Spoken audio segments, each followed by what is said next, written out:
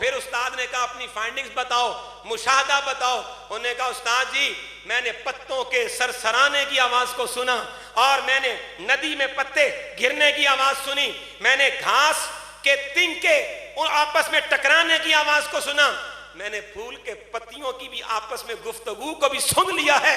اتنی باریک آوازیں میں نے سنی. اس وقت استاد نے کہا تھا تو کامیاب حکمران بن سکتا ہے، اس لیے کہ کامیاب حکمران وہ ہوتا ہے کہ جو خالی زبان سے کہی ہوئی باتیں نہ سنتا ہو، بلکہ وہ اپنی رعایا کے چہروں پر لکھی ہوئی باتیں جو زبان پہ نہ آئے وہ بھی سن لیا کرے، اور محسوسات کو بھی سن لیا کرے. وہ کامیاب حکمران ہوتا ہے.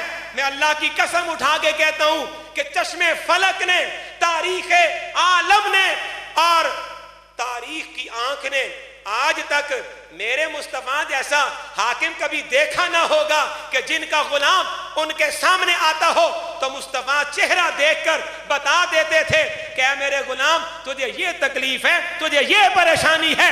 گویا جو رسول اللہ نے بھیجا ہے وہ دلوں کے اندر پیدا ہونے والی باریک آوازوں کو بھی سن لیا کرتا ہے. جناب یہ ہے نبی، یہ ہے نبی.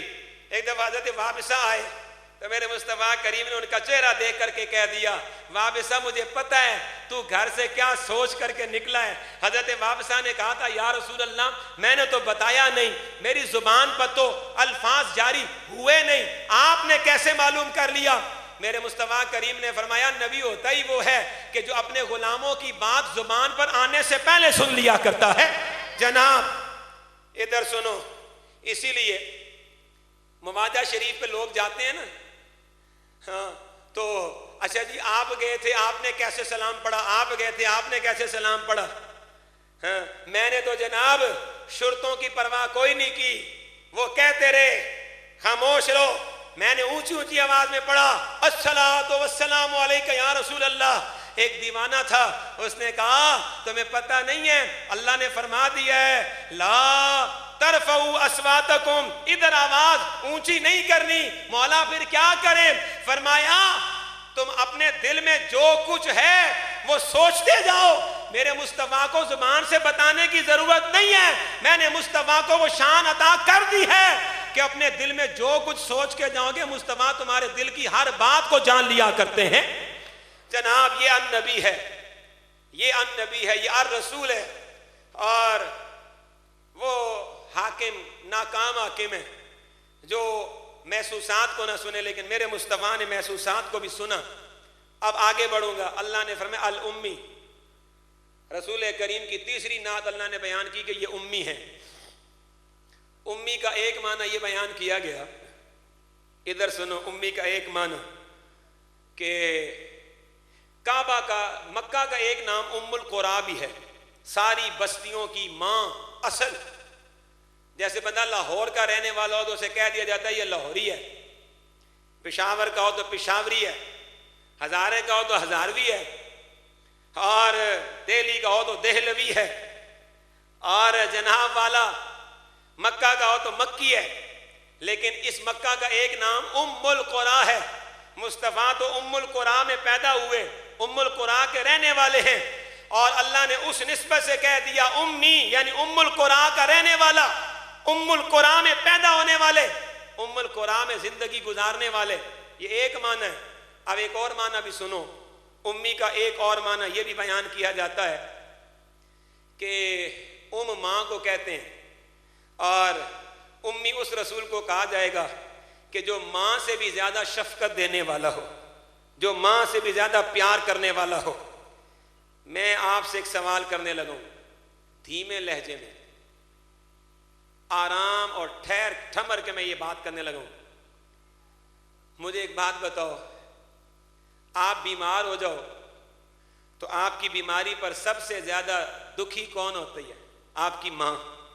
ساری رات جاگتی ہے اور ساری رات وہ آپ کے دکھ میں، وہ تکلیف میں گزارتی ہے. باپ کو بھی تکلیف ہوتی ہے آپ کے نقصان پر، آپ کی بیماری پر، اور آپ کی اولاد جو ہے نا اس کو بھی تکلیف ہوتی ہے. بیٹیاں خاص طور پہ انہیں زیادہ تکلیف ہوتی ہے. دوست اس آپ کے جو ہے انہیں تکلیف ہوگی، مخلص دوست جو بھی ہوں گے انہیں آپ کی تکلیف کا احساس ہوگا، محلے دار پڑوسی جو ہوں گے انہیں بھی آپ کی تکلیف کا احساس ہوگا، رشتہ دار جو ہیں انہیں احساس ہوگا آپ کی تکلیف کا۔ لیکن میں آپ سے پوچھنے لگا ہوں، جب بندہ فوت ہو جاتا ہے، جب بندہ مر جاتا ہے، دنیا سے چلا جاتا ہے، تو مجھے بتاؤ ماں کہاں تک آپ کے ساتھ جاتی ہے؟ بس صرف دروازے کی دہلیز تک، آپ کی چارپائی کو ماں پکڑ کر کے کہتی ہے بیٹا یہاں سے آگے میں بے بس ہوں، اب شریعت مجھے اجازت نہیں دیتی اور سماج مجھے اجازت نہیں دیتا، اب آگے میں نہیں جا سکتی، بیٹا اللہ کے حوالے، اب تو اکیلا جائے گا۔ جس وقت گیٹ سے باہر نکلتے ہو بہنیں بھی الوداع کہتی ہیں کہ یہاں سے آگے ہم نہیں جا سکتی ہیں، ہم بے بس ہو چکی ہیں۔ جس وقت آگے بڑھتے ہیں جناب وہ دوست کندھے پہ اٹھاتے ہیں اور رشتہ دار اٹھاتے ہیں اور بہن بھائی اٹھاتے ہیں اور بیٹے اٹھاتے ہیں، باپ اٹھاتا ہے اور پڑوسی اٹھاتے ہیں، محلے دار اٹھاتے ہیں، اور جب قبرستان میں پہنچتے ہیں، قبر میں اتارنے کی باری آتی ہے تو پھر وہاں سارے باپ، بیٹے، بھائی، رشتہ دار، پڑوسی، محلے والے، دوست، جگری یار، وہ سارے الوداع کہتے ہوئے کہتے ہیں بس یار اب ہم یہاں تک آ سکتے تھے، یہاں سے آگے ہم بے بس ہیں، عاجز ہیں، ہمارے بس میں نہیں ہیں، ہم آگے جا نہیں سکتے، اب اکیلا تجھے جانا ہے۔ اب وہ آپ اکیلے پہنچتے ہو، پھر پڑیاں رکھی جاتی ہیں، پھر مٹی ڈالی جاتی ہے، ادھر جناب اندھیروں کے اندر تمہیں پریشانی شروع ہوتی ہے، یا میرے مولا قبر اندھیری ہے، تاریک کوٹری ہے، تنگ گھر ہے، اکیلا ہو گیا ہوں، کوئی ساتھ نہیں آیا ہے، دولت بھی نہیں آئی اور زمین جائیداد بھی کچھ بھی ساتھ نہیں آیا۔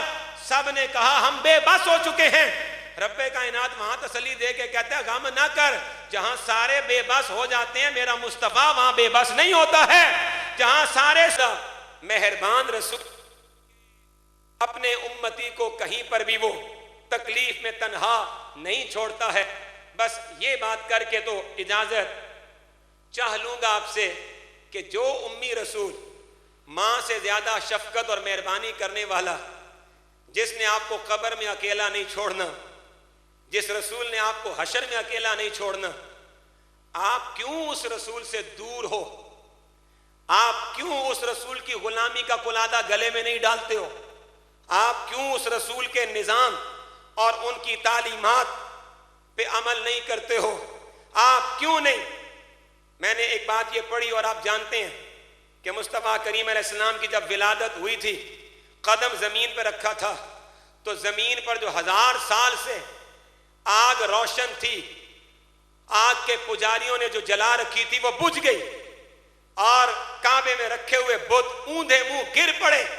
دراصل یہ اعلان تھا کہ مصطفیٰ کو اللہ نے یہ شان عطا کی ہے کہ کعبہ مصطفیٰ کے ساتھ وابستہ ہوا تو بتوں سے وہ پاک ہو گیا ہے۔ زمین پر مصطفیٰ کے قدم لگے تو آگ جو مشرکوں نے جلائی ہوئی تھی وہ بجھ گئی ہے، شرک کی ظلمتیں، اندھیرے مٹ گئے ہیں۔